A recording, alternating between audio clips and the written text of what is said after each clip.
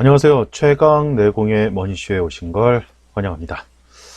저는 최강내공의 머니쇼 진행자 최강내공입니다. 자, 최강내공의 머니쇼는요, 재무설계를 잘 해서 가정경제를 흑자로 전환시키는 데 일조를 하는 그런 프로그램입니다. 많은 분들이 재무설계 그동안 많이들 해오고 있었을 텐데요. 대부분 아마 보험만 들고 마셨죠? 근데 그거는 뭐 잘못된 재무설계라고 볼 수가 있습니다. 재무설계에서는 자신이 가장 목표로 하는 것들을 어떻게 달성할까, 그거에 집중할 필요가 있거든요. 상품이 문제가 아니라. 따라서 재무설계가 뭔지, 그리고 재무설계는 스스로 해야 됩니다. 그래서 재무설계를 스스로 하는 그 포인트를 잡아나가는 과정을 저희 프로그램을 통해서 우리 시청자들이 좀 하나씩 챙겨 가셨으면 좋겠습니다. 자, 그런 의미에서 오늘은 재무설계, 스스로 하는 재무설계에서 준비되어야 할 내용들, 그것을 좀 소개를 좀 드려볼까 합니다. 무엇을 준비하고 무엇을 가지고 해야 되는지 알아야 방향이 설정되는 거 아니겠습니까? 그리고 뭐 모든 걸 다 하려고 하다 보면은 뭐가 뭔지 모를 때가 있습니다. 그래서 포인트를 정확하게 잘 잡아서 하실 필요가 있겠고요. 그것에 대해서 오늘은 좀 소개를 드리려고 합니다. 오늘은 큰 흐름으로는 하나는 재산을 만들어가는, 재산의 크기를 만들어가는 그런 현황에 대해서 어떤 준비된 서류들이 필요할까. 준비된 서류라고 하기에는 그렇지만 점검할 때 필요한 내용이 뭔지, 재산을 키워가는 측면에서 한번 봐야 되는 부분이 있고요. 하나는 내가 월급을 받든 자영업을 통해서 사업소득을 확보하든 그 소득을 가지고 지출을 어떻게 하고 있는지, 수입과 지출에 대한 현황 파악도 중요합니다. 왜냐하면 수입보다 일단 지출이 많으면 안 되겠죠? 만약에 수입보다 지출이 많으면 적자니까요. 근데 아마 대부분의 우리 직장인들, 그리고 우리 자영업자분들은 지출이 더 많아서 적자인 경우들이 아마 많으실 겁니다. 바로 그런 새는 돈들을 어떻게 찾아내고 있을까? 그동안은 우리 과거에 우리 부모님 세대들은 가계부를 가계부를 작성하면서 적자가 발생되지 않도록 했었거든요. 그리고 그때는 상품도 많지 않았기 때문에 몇 가지만 정리해주면은 늘 흑자를 만들어낼 수 있었어요. 그리고 과거의 은행권에서는 24%, 28%짜리 적금 금리 상품이 많았습니다. 우리 부모님 세대에 말이죠. 근데 지금은 28%짜리 적금 없죠? 그거는 완전히 투기한다고 아마 보실 겁니다. 10%대만 넘어도 이거는 뭐 투자 상품인데 이거를 어떻게 얻을 수 있어. 근데 과거 몇십 년 전만 하더라도 20 몇 %짜리의 그런 적금 상품이 있었다는 거 우리 시청자들 아마 아실 겁니다. 만약에 모르신다면 한번 찾아보셔도 좋을 것 같고요. 그래서 그러한 현금 흐름, 즉 자산 현황과 현금 흐름에 대해서 체크를 해봐야 되고요. 그거에 대한 내용들을 확인해야 됩니다. 자, 그래서 첫 번째는 자산 현황입니다. 재산 현황. 이것을 좀 체크해야 되는 그런 이유가 있습니다. 자산에는요, 내 재산도 있지만 타인한테 빌린 재산도 있습니다. 그걸 부채라고 하죠. 타인 자산. 이거를 부채라고 합니다. 그래서 자산에는 내 자산과 타인 자산인데 갖고 온 것. 이 두 가지 내용 중에서 좀 분류해서 좀 소개를 좀 시켜드리도록 할게요. 첫 번째는 금융자산입니다. 두 번째는 보험. 이걸 또 보장자산이라고 하는 보험 설계사들, 보험회사의 뭐 광고가 있는데요. 보험은 보험이죠. 뭐 보장자산이라고 할 것까지는 없습니다. 그리고 은퇴자산. 한국인들이 가장 준비 못하고 있는 게 은퇴자산이죠. 근데 북유럽 같은 경우는 은퇴자산을 고민할 이유가 별로 없어요. 왜냐하면 세금을 많이 내기 때문에 그것으로 은퇴 후에 생활이 가능하도록 만들어 주거든요. 한국 사회는 그거를 오롯이 스스로 개인이 알아서 해야 됩니다. 그래서 은퇴 자산을 준비 못하면 60대 이후 정년퇴직하고 나서는 극빈층으로 전락합니다. OECD 국가 중에서 최악의 극빈층을 갖고 있는 노년층에서 뭐 OECD 국가 1위가 우리나라 아닙니까? 그리고 이제 부동산 자산이 있습니다. 그리고 부채가 있죠. 이렇게 5가지를 점검해 보겠습니다. 금융자산에서는 우리 뭐 한국인들이 가장 많이 가입하고 있는 게 바로 예적금이죠. 그 예적금 관련된 통장 사본들, 예. 그리고 뭐 금리가 어느 정도 됐는지 거기에 뭐 적어 놓으시면 될 것 같고요. 그 다음에 주식과 펀드와 같은 어떤 간접 투자 상품들 또는 투자 상품들에 대한 가입 현황, 그리고 그 날짜의 평가액, 수익이 어느 정도 나서 지금 당장 해약했을 때 어느 정도 받을 수 있는지 그 평가액을 체크하는 것. 근데 주식과 펀드 같은 경우는요, 아시겠지만 그 추세를 알아야 되고 방향을 알아야 됩니다. 그죠? 그래야만 어느 타이밍에 이거는 하락 추세구나 라는 게 확인되면 바로 매도해야 되겠죠. 그리고 또 하나는 이거보다 앞서서 주식과 펀드와 같은 어떤 투자 상품들에서는 제일 중요한 건 목적입니다.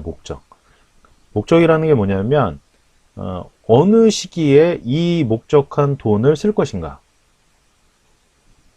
만약에 주식이나 간접 투자 상품의 펀드 같은 경우는 바로 직전에 찾으면 안 되거든요. 마이너스 손실 나 있으면 어떻게 해요? 그쵸? 못 찾죠. 못 찾고 그대로 가고 대출 받습니다. 따라서 뭔가를 이 자금을 써야 되는 타이밍이 오기 전 한 6개월, 1년 전부터 매도 타이밍을 생각하셔야죠. 그쵸? 그리고 또 하나는 매도 타이밍을 잡으려고 할 때 중요한 건 내가 원하는 수익률을 확보했나입니다. 그러면 그 기준을 또 만드셔야 되겠죠. 원래는 이 투자 상품을 3년 정도로 목표로 했다면, 그리고 3년 동안 1년에 10%씩 최대 30% 정도의 기대 수익률을 가지고 있었다면, 그 중간에 그런 수익이 났다면 바로 매도해야 되겠죠. 왜? 3년치를 이미 달성했기 때문에. 바로 이러한 목표 기준들이 있어야 됩니다. 그 상태에서 매도를 하고 현금화 시킨 상태에서 기다렸다 그 타이밍에 목적한 타이밍, 이벤트를 해야 되는 그 타이밍에 돈을 써야 되겠죠. 따라서 이 투자 상품들은 바로 뭐 한 달 전에 매도한다 이런 말도 안 되는 생각을 가지시면 안 돼요. 예적금은 가능하지만 주식과 펀드와 같은 상품들은 절대로 그렇게 할 수가 없습니다. 그래서 뭐 매도하고 났더니 한 6개월 남았다 그 돈을 쓰기까지, 그러면 예금에 6개월짜리 예금에 넣어 놓는 거죠. 그러고 나서 사용하는 겁니다. 그걸 다시 투자 상품에 넣을 수는 없어요. 매도 타이밍을 잡으려고 하다가 매수는 아무 때나 해도 되지만 매도는 아무 때나 할 수가 없잖아요. 매수한 것보다는 수익이 나야 되니까. 그렇죠? 따라서 투자 상품은 사실은 그 상품이 문제가 아니라 매도 타이밍을 어떻게 잡을 건가. 그 기준 첫 번째는 내가 목적하는 바 쓰려고 하는 그 시기, 한 6개월, 1년 전부터 타이밍을 잡아서 목적한 시기보다 훨씬 일찍 목적한 바를 달성했다고 하면 빨리 매도하고 나와야 된다는 겁니다. 또 하나, 추세가 내려가고 있는데 굳이 기다릴 필요 없죠. 바로 매도하고 나와야 되는 거죠. 바로 이런 기준들을 우리 시청자들은 좀 가지셨으면 좋겠고요. 기타 금융상품으로는 뭐 이제 대안투자상품들, 대체 투자상품이라고 하죠. 뭐 부동산 리츠, 그러니까 부동산을 내가 굳이 부동산으로 구입하는 게 아니라 금융상품인 부동산 리츠로 해서 뭐 5년이면 5년, 10년이면 10년 이렇게 묶어놓고 매년 1년에 한 번씩 배당소득을 받는 겁니다. 뭐 이런 것들, 폐생형 상품이죠. 이런 것들이 바로 대체 투자 상품일 수 있고요. 대체 투자 상품이 이런 상품들은 시장의 상황과 무관하게 절대 수익을 추구하는 거기 때문에 그 시간만큼 충분히 기다려야 됩니다. 뭐 일희일비하면 안 되겠죠. 바로 이렇게 금융자산은 은행권에 있는 예적금, 그리고 증권사에 있는 주식이나 펀드, 그리고 은행이나 그런 증권사에 있는 그런 대체 투자 상품들 가지고 활용해 보실 필요가 있겠고요. 또 하나는 이런 측면에서 본다면 제가 뭐 늘 소개하고 있는 그런 미술품 재테크도 이런 기타 금융상품에 들어갈 수가 있습니다. 따라서 시장 상황과 상관없이 절대 수익을 추구하려고 하는 거죠. 물론 투자 상품이기 때문에 원금 손실 위험은 당연히 존재하지만 그만큼 기대하는 수익은 높게 생각을 하는 거죠. 왜? 원금 손실 위험이 있으니까. 그래서 이런 것들, 금융자산들을 체크를 해보셔야 되고요. 그 다음에 이제 ELS 상품이나 이런 것들 체크하셔야 됩니다. ELS는 보통 3년 만기, 뭐 6개월 단위로 조기 상환이라는 게 발생이 되잖아요. 따라서 이 ELS 상품이 현재 내가 해지할 수 있는지, 해지했을 때 수익은 나고 있는지, 진짜 ELS 상품이 나한테 맞는지 이런 것들을 한번 체크를 해보셔야 될 것 같습니다.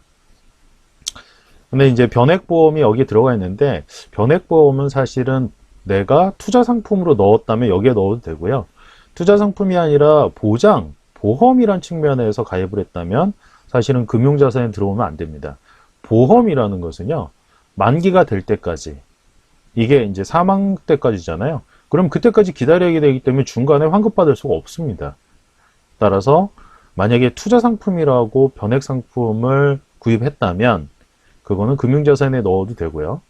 만약 그렇게 생각은 안 하고 구입을 하시고 보험으로 사셨다면 보험 쪽에 넣으셔야 됩니다. 자, 그리고 변액보험 같은 경우는 내가 평가하는 그 시기에 평가액을 확인하시면 됩니다. 여기서 말하는 평가액은 그 날짜에 해약했을 때 해약 환급금이 얼마이냐라는 거죠. 하지만 변액보험은 한 5년 정도 최소한 지나야 또는 10년 정도 돼야 원금 정도 수준에 도달을 하고 있습니다. 많은 분들이 공격적으로 투자를 못 하시기 때문에 대부분 이렇게 되고 있죠. 자, 다음은 보험입니다. 보험. 보험은요, 생명보험과 손해보험에서 보험증권 사본을 일단 갖고 있어야 내가 어떤 보험에 들었는지 알 수 있겠죠. 보험의 내용을 알아야 됩니다. 그래서 내가 어느 보험에 들었는지도 모르고 어떤 특이하게 가입해서 내가 어떤 보상을 받게 되는지 그것까지 알아야 되겠죠. 그리고 보험은 중간에 해약 환급금이 얼마인가 보다는 내가 보장받는 범위가 어느 정도까지 넓은지, 그리고 그 사이즈가 큰지 그걸 확인하는 게 중요하고요. 그래서 중간에 해약하는 것으로 가시면 안 됩니다. 중간에 해약하면 누가 좋을까요? 보험계약자? 아닙니다. 보험회사가 좋아요. 만기까지 가면 보험회사가 굉장히 힘들어하는 거죠. 자, 그렇기 때문에 보험은 꾸준하게, 만약에 제대로 세팅을 한 상태라면 꾸준하게 유지하시면 되고요. 월 소득의 5에서 10% 사이에서 보험료가 지출되도록 관리를 해주셔야 되겠습니다. 또 하나는 내가 다니고 있는 회사에서 단체보험을 들었다. 그러면 여기서 포인트는요, 그 단체보험이 만약에 실손보험인데 상해 의료비만 된다가 훨씬 많아요. 왜냐하면 상해 의료비를 단체보험으로 아주 싸게 할 수 있거든요. 질병 의료비는 비싸서 단체보험, 회사보험으로 잘 안 해줍니다. 따라서 내가 실손 의료비를 회사에서 들어주고 있다. 그리고 회사를 그만두고 나면 끝이에요. 물론 개인으로 전환할 수 있지만 중간에 아파서 또는 다쳐서 보험금을 받았다고 하면 넘어갈 때 걸릴 수가 있습니다. 따라서 단체보험을 어떻게 들고 있는지까지 체크를 해보셔야 됩니다. 내가 다니고 있는 회사의 복지가 좋다면 분명히 있기 때문에 우리 시청자들 한번 이거 체크해 보시고요. 이 안에서 내 보험이 어느 정도 세팅되어 있는지, 그리고 이제 단체보험, 회사에서 들어준 단체보험은 사실은 회사에서 퇴직하고 나면 다 끝나는 거기 때문에 그 이후에는 사실은 개인의 것으로 다시 가입해야 되는, 근데 나이가 퇴직 후에는 가입할 게 별로 없거든요. 나이 든 사람들 보험회사에서는 좋아하지 않으니까요. 자, 다음은 은퇴자산입니다. 은퇴자산은 공적연금, 그 다음에 개인연금, 기업연금 이렇게 되어 있고요. 근데 많은 분들이 공적연금 그래서 많이 헷갈리시는데, 공무원들 또는 교사 이런 분들은 사학연금이다, 공무원연금을 통해서 나중에 퇴직하고 나면 뭐 월 한 250에서 300만 원씩 매달 받아요. 그래서 삶의 여유가 있습니다. 그런데 우리 국민들, 대다수의 국민들은 그렇지 않죠. 국민연금이 공적연금입니다. 국민연금의 그 평균 받는 금액은 월 한 40만 원에서 90만 원 사이입니다. 사실 이거 갖고는 우리나라가 은퇴 후 은퇴 생활을 하기에는 사실 거의 불가능하죠. 따라서 내가 갖고 있는 기업연금, 그 다음에 개인연금 이런 것들이 제대로 되고 있는지 한번 체크를 해보시고요. 그 다음에 공무원연금이나 사학연금은 은퇴 후에는 거의 뭐 100% 또는 200% 정도의 생활비 수준을 만들어내기 때문에 삶의 질이 아주 양질의 삶의 방향을 갖게 되는데 국민연금은 그렇지 못해요. 대략 은퇴 후에는 한 20% 정도밖에 기존 생활비를 대체할 수가 없는 거예요. 그 다음에 퇴직연금도 뭐 많아야 10% 20%밖에 안 되죠. 그 다음에 개인연금도 한 1, 20% 정도밖에. 그래서 뭐 국민연금, 퇴직연금, 개인연금을 다 하면 대략 한 60% 정도 되면 잘하고 있는 겁니다. 그럼 나머지 40% 뭐 부족한 부분은 어떻게 되냐? 퇴직 후에도 알바 자리를 구할 수밖에 없는. 그래서 고령층들, 지금 우리나라가 이제 초고령 사회로 진입하기 몇 년 남았잖아요. 지금은 고령 사회고 초고령 사회가 돼버리면 굉장히 힘들어집니다. 왜냐하면 5분의 1, 20%가 전 국민의 20%가 65세가 만 65세가 넘으니까요. 즉 서울 인구가 1000만이라면 200만 명은 만 65세라는 겁니다. 이게 초고령 사회인데 그렇게 되면 이런 문제가 발생이 됩니다. 그래서 그렇게 많아진 고령층이 다시 일을 해야 되는. 근데 사실은 일을 할 수 있는 또 그 체력 때문에 일을 할 수 있는 나이가 또 존재합니다. 죽을 때까지 일할 수는 없어요. 그렇죠? 그러면 이거를 복지라는 측면에서 어떻게 해줄 건지 이 부분은 개인이 할 수 없습니다. 이거는 뭐 정치, 정부에서 해줘야 되겠죠. 따라서 우리 이 방송을 들으시는 우리 시청자들 같은 경우는 개인의 재무 설계가 성공하기 위해서는 개인만 해서는 안 됩니다.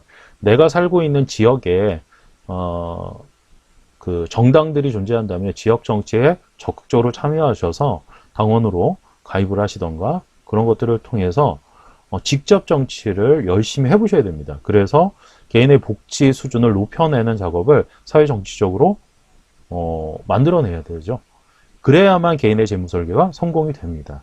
그러면 추후에는 국민연금 수준들, 국민연금을 뭐 기업연금, 퇴직연금이 아니더라도 국민연금 수준만으로도 60, 70% 아니면 80%까지도 은퇴 후에도 생활할 수 있게끔 만들어내는 작업, 그런 사회정치적으로 해낼 수가 있겠죠. 따라서 은퇴자산에서는 바로 이렇게 국민연금, 기업연금, 개인연금 이 세 가지를 어떻게 잘하고 있는지, 우리나라 수준은 어떤지 요거를 좀 아셨으면 좋겠습니다. 그리고 부동산, 보통 우리나라 같은 경우는 부동산 자산이 전체 자산의 한 8, 90% 됩니다. 거의 100% 되는 집도 있고요. 그런데 전 국민의 50% 정도밖에 집이 없습니다. 서울 같은 경우는 50%가 안 되고요. 한 46%대 정도밖에 집을 갖고 있지 않아요. 그렇죠? 그리고 한마디로 1세대 1주택자가 50%는 없다는 거죠. 그렇죠? 그러면 부동산 자산은 투기나 투자가 아니라 실거주 목적의 자산이어야 된다는 겁니다. 이거는 비쌀 필요도 없어요. 네. 당연하죠. 왜냐하면 평생 살 거니까. 그렇죠? 내가 살다가 집을 팔고 나간다. 그러면 비슷한 수준의 딴 집에 가서 그걸 또 사서 살 수 있는 한국 사회가 되어야 됩니다. 그런데 우리나라는 한번 팔고 나가면 집이 뭐 1세대 1주택인데 팔고 다른 데 가서 그 정도 살려고 그러면 못 삽니다. 그렇잖아요. 강남이 아닌 다른 지역에서 집을 팔고 강남으로 들어가면 집 살 수 있나요? 못 살죠. 따라서 부동산은 실거주 목적이어야 되지 이렇게 투기나 투자 개념으로 들어가면 보통의 우리 시청자들, 우리 서민들은 할 게 없습니다. 그리고 만약에 은퇴 자금이 부족하다. 현재의 사회 정치적인 상황 속에서는 부동산 이 주택을 가지고 주택연금으로 전환해서 은퇴 자산 자금으로 쓸 수도 있습니다.